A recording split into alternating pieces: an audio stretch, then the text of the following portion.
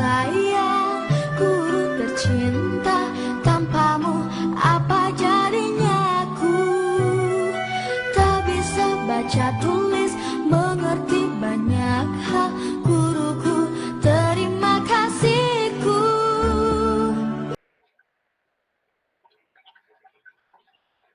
Assalamualaikum warahmatullahi wabarakatuh. Selamat sore anak-anak. Nah, kalau sekarang Bapak bikin videonya sore nih ya. Jadi selamat sore, selamat pagi, selamat malam. Nanti entah kapan kalian melihat video ini.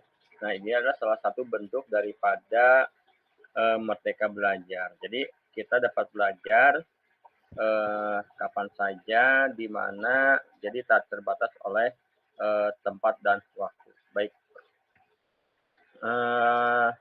puji dan syukur kita panjatkan ke Ilahi Robbi, Allah Subhanahu wa Ta'ala, karena alhamdulillah sampai pada saat ini kita masih diberikan kesehatan dan kekuatan untuk melaksanakan pembelajaran kedua ya. Nah, seperti yang tidak lupa kita kirimkan salawat dan salam kepada Nabi kita, Nabi besar, Nabi Muhammad Shallallahu Alaihi Wasallam. Baik anak-anak, sebelum kita melaksanakan kegiatan pembelajaran, alangkah lebih baik kita berdoa. Bapak insya Allah akan memimpin doanya. Bismillahirrahmanirrahim. Allahumma sholli ala Sayyidina Muhammad wa ala alihi wa sahbihi wa sallim.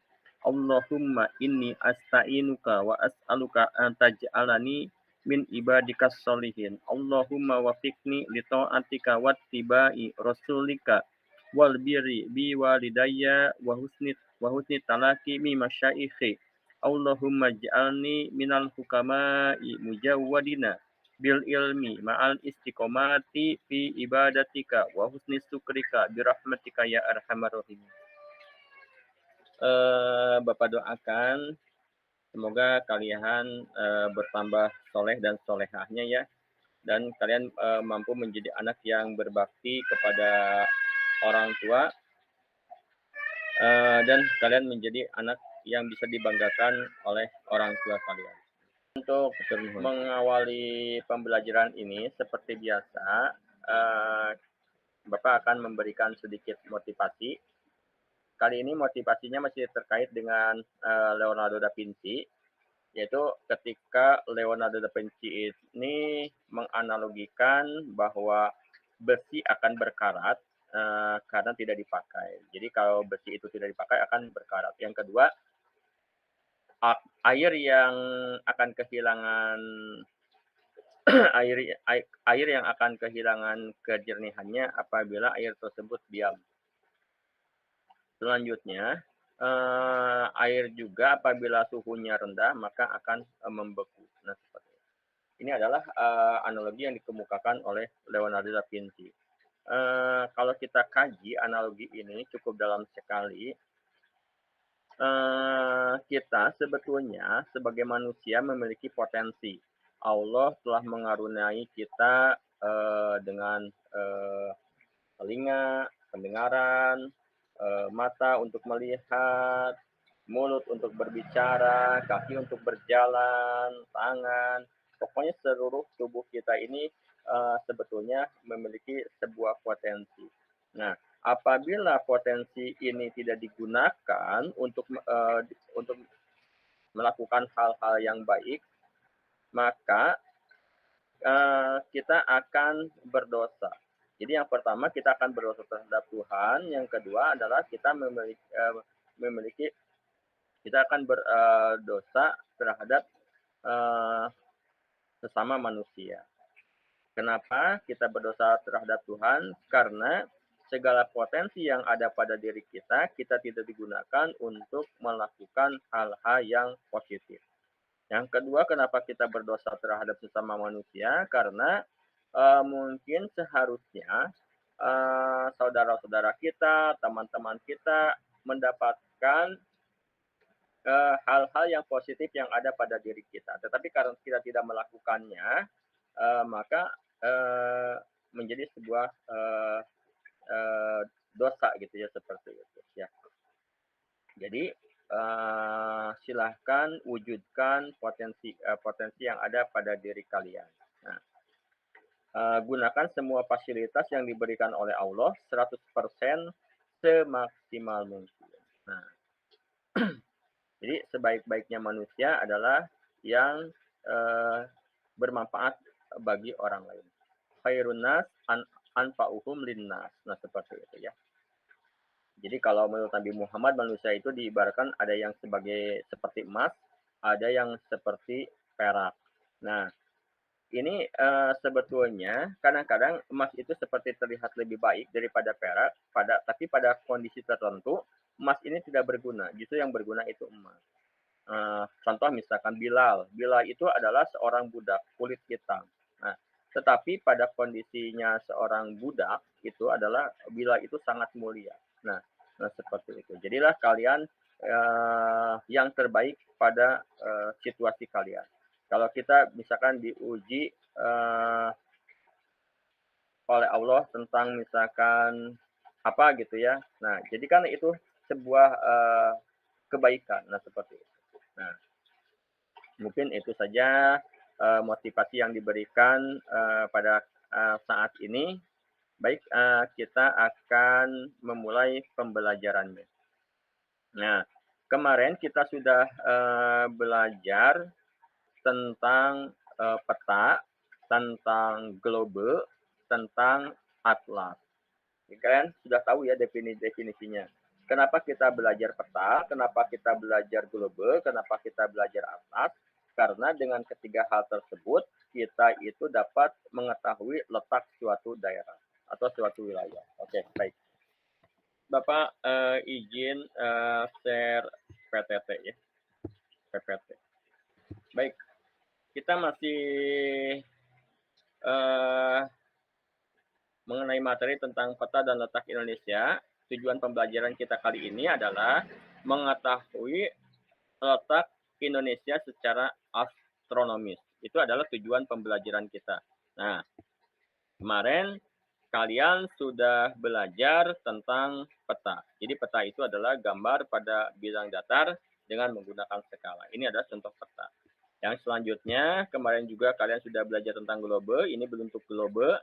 Nah, globe ini lebih mengilustrasikan kalian bahwa bentuk permukaan bumi ini memang seperti ini adanya. Nah seperti itu ya. Jadi ini kalau dipoto melalui satelit gitu ya, walaupun satelit ini memiliki keterbatasan, kalian harus ketahui bahwa sebuah satelit itu hanya bisa memfoto itu sekitar 1 kilometer persegi.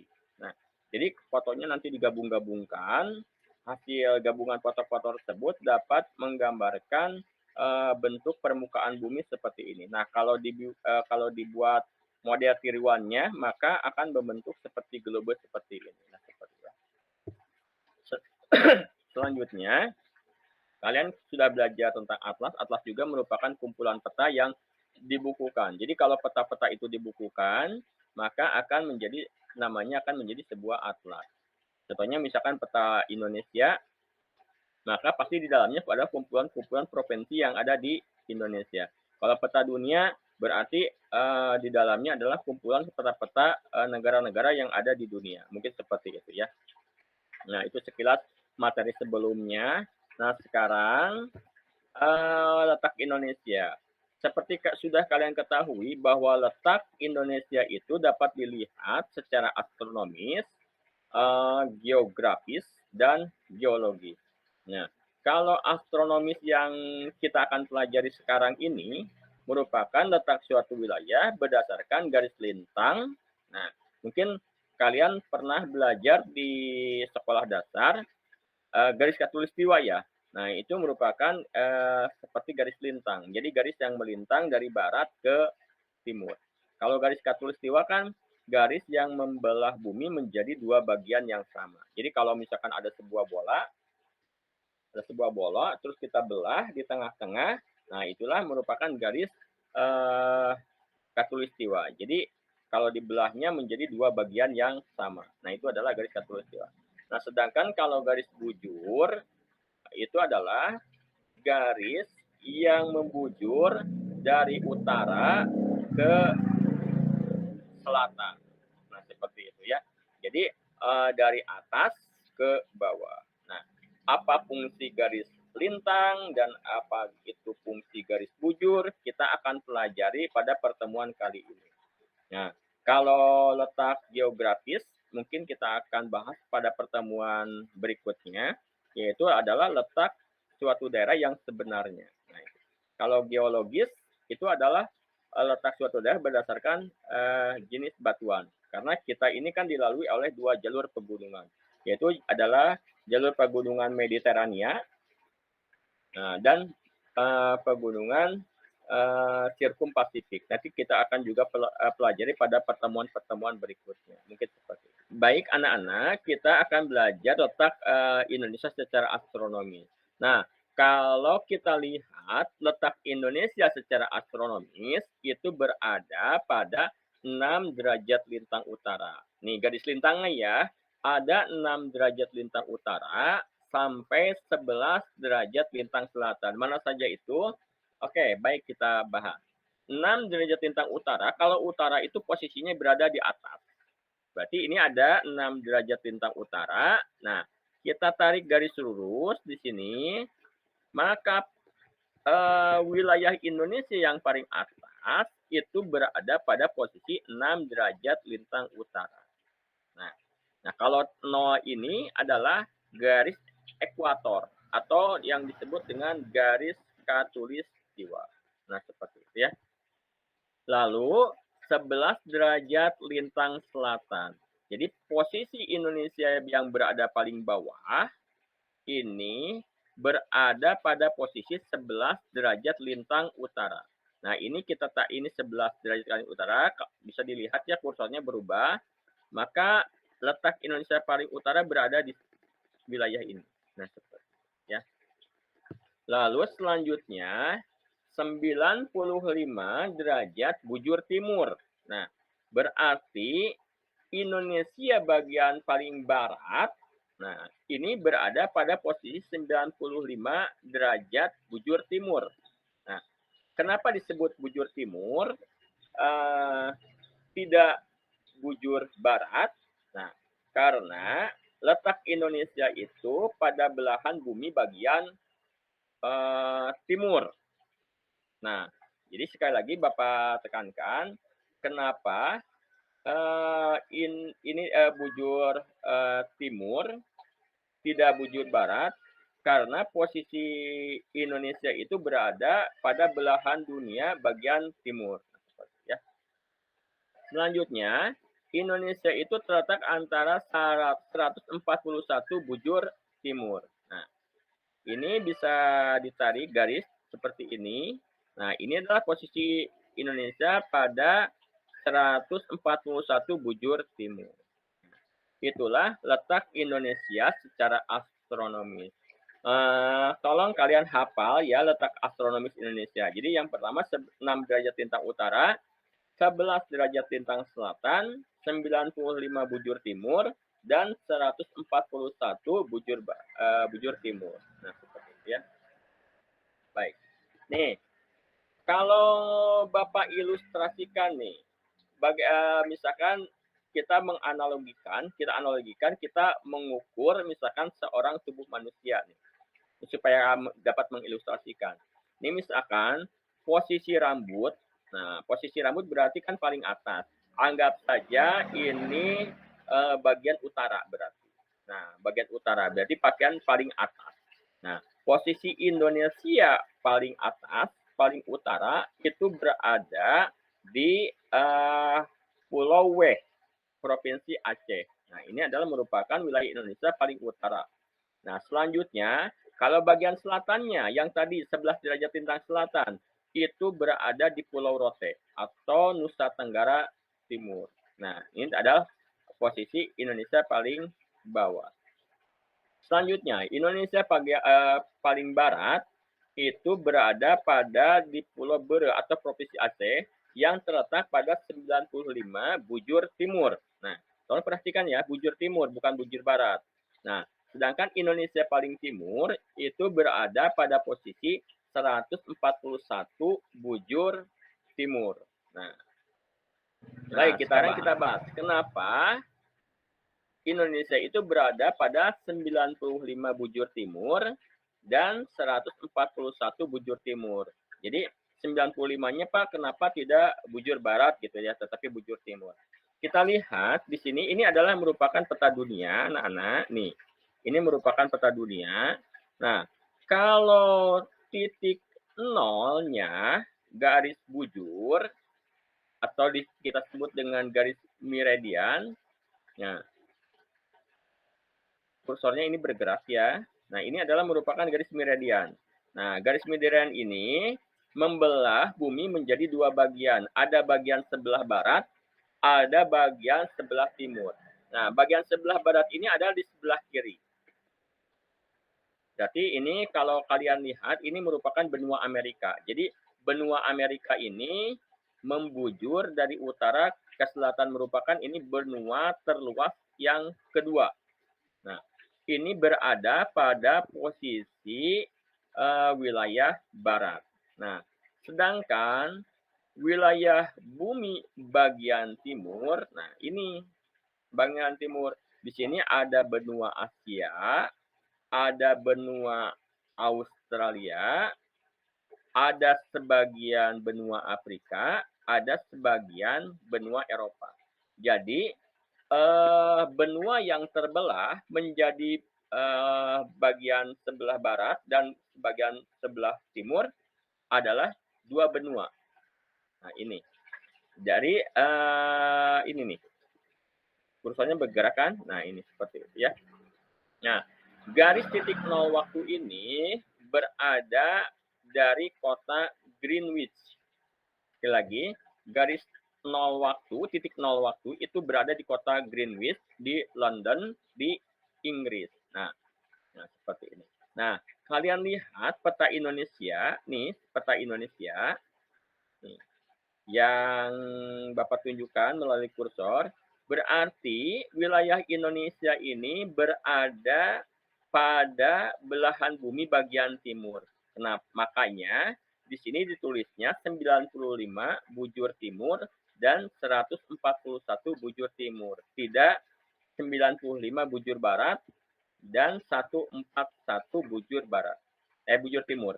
Nah, jadi itu alasannya seperti itu ya. Nah, mungkin penjelasan seperti itu. Nah, lalu apa fungsinya garis bujur dan garis lintang? Baik, kita akan bahas apa itu fungsi garis bujur dan apa itu garis lintang. Nah, di sini dapat kalian lihat pada gambar 11 ini. Nah, kalian tadi sudah tahu bahwa Indonesia itu berada pada posisi 6 derajat lintang utara dan 11 derajat lintang selatan. Nah, coba kalian perhatikan pada gambar berikut. Nah, titik nol ini adalah merupakan garis khatulistiwa. Nah, seperti Bapak bilang ini, bahwa garis khatulistiwa ini adalah garis yang membelah bumi menjadi dua bagiannya yang sama. Jadi kalau kita lingkaran ini kita belah, maka akan membelah atau bumi menjadi dua bagian yang sama. Jadi ukuran antara bagian utara dan bagian selatan menjadi dua bagian yang sama. Nah, posisi Indonesia itu berada pada 6 derajat lintang utara. 6 itu masih termasuk ke dalam di bawah 23,5 derajat lintang utara. Berarti masih berada di titik sini ya. Seperti itu. Yang selanjutnya, yang sebelah selatannya itu adalah 11 derajat lintang selatan. Berarti wilayahnya masih berada di sini. Nah, kalau kita ketahui bahwa dari titik 0 ke utara sebanyak 23,5 derajat lintang utara, dan dari 0 ke wilayah selatan 23,5 derajat lintang selatan, maka negara yang berada pada wilayah ini memiliki iklim tropis. Berarti Indonesia itu memiliki iklim tropis. Seperti ini. Itu adalah fungsi dari garis lintang. Nah, kalau ada negara yang berada pada posisinya terletak di antara 23,5 derajat lintang utara sampai 40 derajat lintang utara, maka negara tersebut akan memiliki iklim subtropis. Nah, kenapa misalkan di negara-negara lain seperti di Eropa memiliki misalkan 4 musim. Nah, kenapa di Indonesia memiliki 2 musim? Nah, inilah pembagiannya. Nah, terus juga kalau negara dari yang berada pada posisi 40 sampai 60,5 derajat lintang utara maupun lintang selatan, maka negara yang berada pada wilayah tersebut akan memiliki iklim sedang. Nah, selanjutnya dari 60,5 derajat lintang utara sampai 90 itu memiliki iklim dingin. Nah, itulah fungsi dari garis lintang. Jadi kita simpulkan, karena Indonesia terletak pada 6 derajat lintang utara sampai 11 derajat lintang selatan, berarti wilayah Indonesia ini masih berada di bawah 23,5 derajat lintang utara maupun 23,5 derajat lintang selatan. Maka dengan posisi tersebut, Indonesia itu memiliki iklim tropis. Nah, kalian mudah-mudahan paham ya. Nah, kalau kalian tidak paham, nanti silahkan kalian tanya di WA grup ke Bapak. Boleh juga di Japri. Nah, silahkan. Nah, yang selanjutnya, nah, apa sih Pak yang disebut dengan iklim tropis? Nah, kalau ciri-ciri iklim tropis itu adalah matahari bersinar sepanjang tahun. Jadi matahari itu selalu bersinar di wilayah negara-negara yang beriklim tropis. Yang keduanya adalah hujan turun sepanjang tahun. Nah, kita kan memiliki 2 musim, ada musim hujan, ada musim kemarau. Walaupun wilayah Indonesia ini mengalami musim kemarau, misalkan dari Maret sampai Juni, terus juga sampai misalkan September, tetapi hujan tetap ada. Nah, seperti itu. Nah, anak-anak kita harus harus bersyukur ya, karena kita dilahirkan di Indonesia yang memiliki iklim tropis. Nah, kita dapat beraktivitas kapan saja, di mana saja, lebih enak gitu ya, seperti itu. Nah, inilah ciri-ciri iklim tropis. Lalu kita bahas. Nah, kenapa matahari bersinar sepanjang tahun? Nah, oke. Kita lihat pada peredaran semu matahari. Nah, ini seperti ini. Nah, ini merupakan pergerakan semu matahari. Jadi matahari ini bergerak dari setiap tahunnya seperti ini, tidak berubah. Nah, misalkan dari 23 Maret. Kalau posisi 23 Maret, pasti matahari ini berada pas pada garis khatulistiwa. Lalu matahari akan menuju ke atas atau ke wilayah utara, naik ke atas, nah seperti itu, sampai 21 Juni. Nah, kalau pada tanggal 21 Juni, ini matahari pada posisi 23,5 derajat lintang utara. Nah, seperti ini ya. Berarti ada di sini. Nah, setelah itu matahari akan kembali lagi kepada garis khatulistiwa. Terus turun lagi ke menuju garis khatulistiwa atau garis ekuator. Nah, pas di 23 September matahari kembali pada garis khatulistiwa. Nah, setelah ini matahari akan bergerak lagi ke bawah terus sampai 22 Desember. Nah, pada tanggal 22 Desember ini bertepat dengan 23,5 derajat lintang selatan. Nah, setelah matahari berada pada posisi 23,5 derajat lintang selatan pada tanggal 23 Desember, maka matahari akan kembali lagi menuju garis khatulistiwa.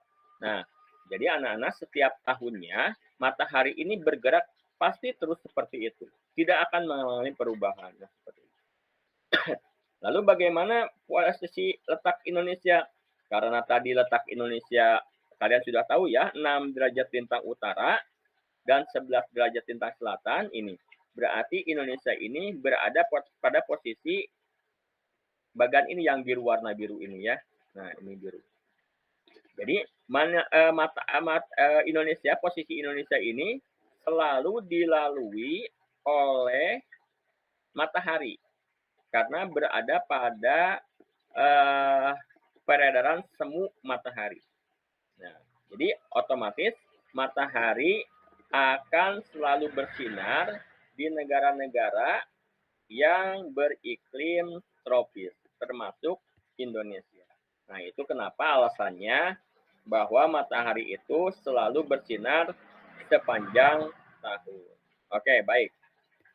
Yang kedua, mengapa hujan turun sepanjang tahun? Baik, kita bahas. Nah, nih, 23 Maret berada di sini, naik ke atas, 21 Juni di sini, kembali lagi di sini. Nah, karena matahari pada posisinya berada di wilayah utara, maka bagian belah utara ini udaranya menjadi panas. Karena udara ini panas, berarti tekanannya menjadi rendah. Nah, sedangkan pergerakan angin itu bergerak dari yang berketekanan tinggi, berarti yang dingin, menuju ke yang bertekanan rendah. Jadi, angin bertiup dari benua Australia menuju ke benua Asia. Nah, di sini, dari benua Australia di sini di bawah menuju benua Australia. Karena angin ini bertiup melalui lautan yang sempit, lihat di sini ada lautan yang sempit ya. Jadi jumlah penguapannya ini sedikit. Nah, karena melalui lautan yang sempit. Nah, jadi ketika angin melewati Indonesia, di sini Indonesia itu mengalami musim kemarau. Kenapa di Indonesia ini musim kemarau masih terjadi hujan? Karena tadi walaupun misalkan kemarau, tetapi angin tersebut masih membawa uap air, walaupun berasal dari lautan yang sempit. Jadi penguapannya sedikit gitu ya. Jadi hujan yang terjadi tidak sebanyak ketika musim hujan. Tapi musim kemarau juga tetap mengalami musim hujan. Seperti itu.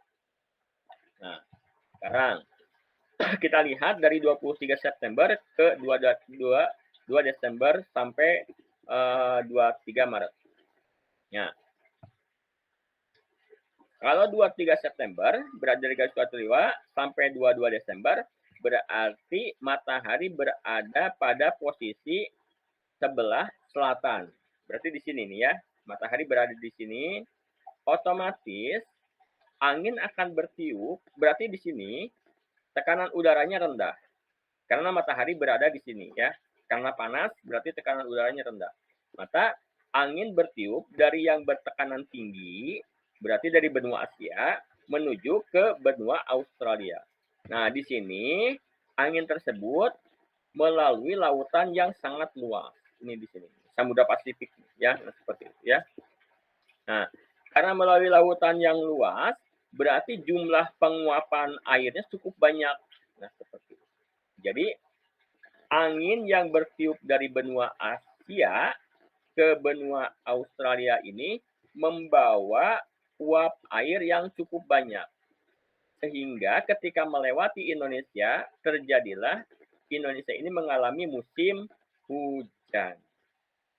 Nah, itulah mengapa tadi dibilang bahwa hujan turun sepanjang tahun. Nah, penjelasannya seperti itu. Nah, sekarang kita akan belajar apa itu fungsi dari garis bujur. Nah, garis bujur itu fungsinya untuk menentukan waktu. Baik, kita lihat dulu di sini.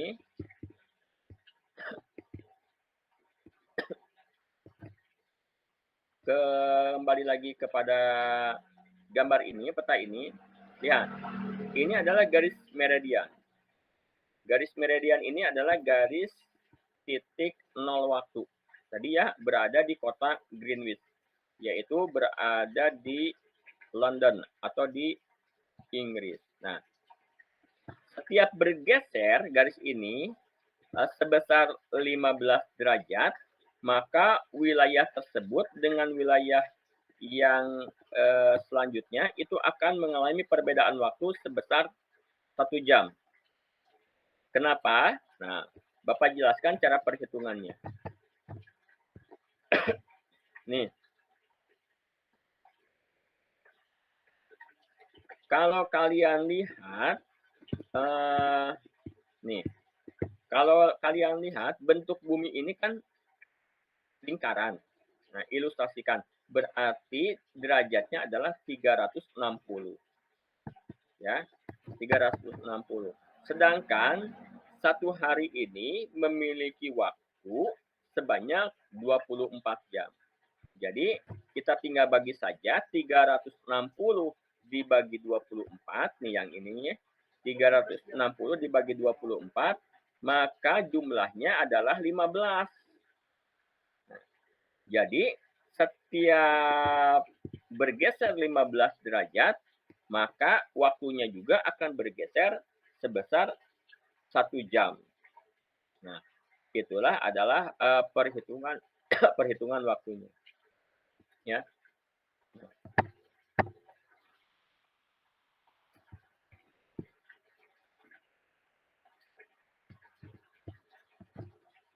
Ya, baik.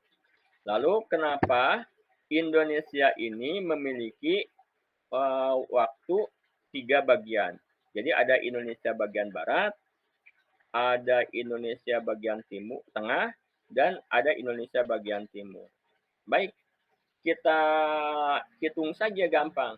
Tadi kan Indonesia bagian barat itu garis bujurnya adalah 95 derajat bujur timur.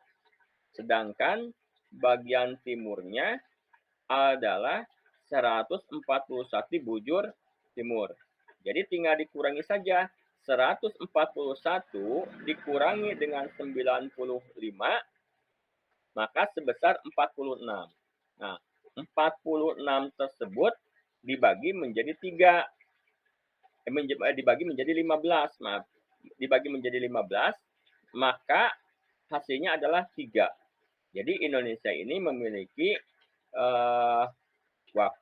perbedaan waktu sebanyak 3. Ada Indonesia bagian barat, Indonesia bagian tengah, dan Indonesia bagian timur. Nah, seperti itu. Kalau kita ilustrasikan kembali lagi kepada gambar ini. Nah, di sini pembagian waktu. Jadi, waktu Indonesia bagian barat, GMT, nah ini berada di wilayah Pulau Sumatera, ini Jawa, Kalimantan Barat, Kalimantan Tengah.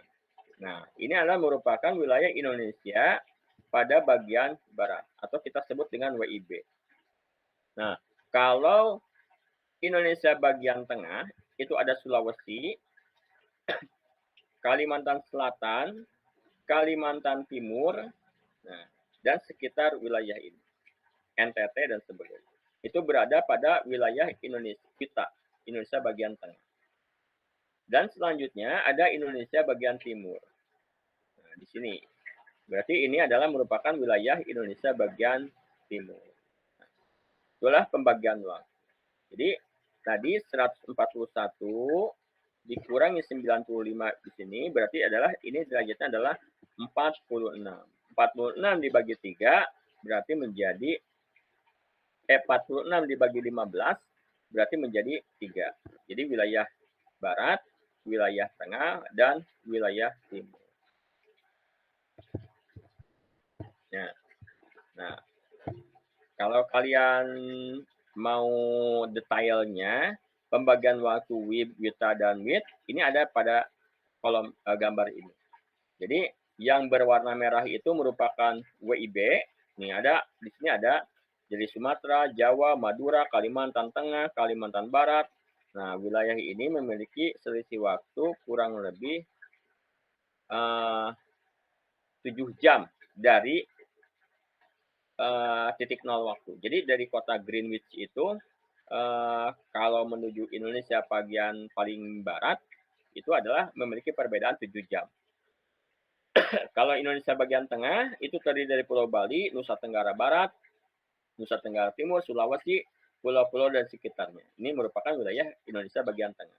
Berarti perbedaan waktu dari kota Greenwich atau titik nol waktu itu sebanyak 8 jam.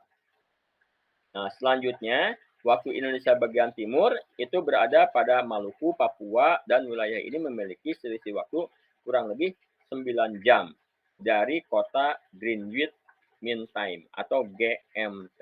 Nah, seperti itu ya. Nah, mungkin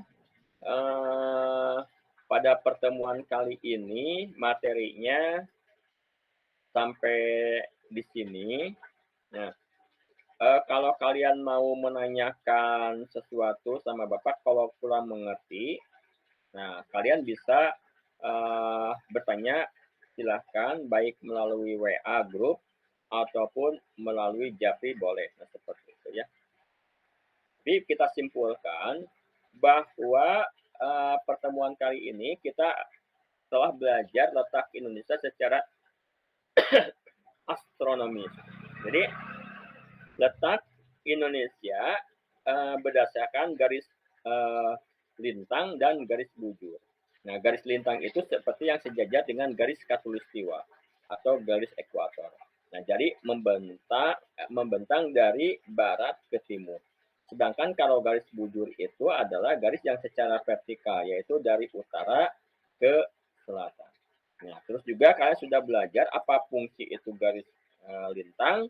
Jadi garis lintang itu untuk menentukan musim atau iklim. Tetapi kalau garis bujur itu untuk menentukan waktu. Nah, mungkin itu saja pertemuan pada kali ini.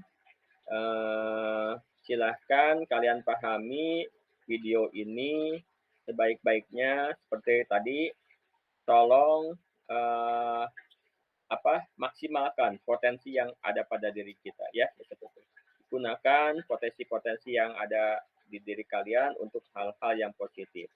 Ini video juga bisa kalian pahami, terus bisa diulang-ulang. Nah, karena ini merupakan salah satu bentuk daripada pengertian merdeka belajar. Jadi kalau misalkan kalian belajar di kelas, ini tidak akan ada pengulangan. Misalkan kalau misalkan sudah kelasnya belajar, ini tidak akan diulang. Tapi kalau belajar secara online seperti ini, Bapak sediakan, bukan Bapak masalahnya gaya-gayaan bikin video seperti ini, tapi supaya kalian bisa memahami ya. Jadi dipelajari lagi video ini, tidak mengerti bisa diulang lagi, nah seperti itu. Jadi lebih memudahkan kalian untuk belajar. Mungkin sekian untuk pertemuan kali ini. Assalamualaikum warahmatullahi wabarakatuh. Hatur nuhun bager kana perhatosanana.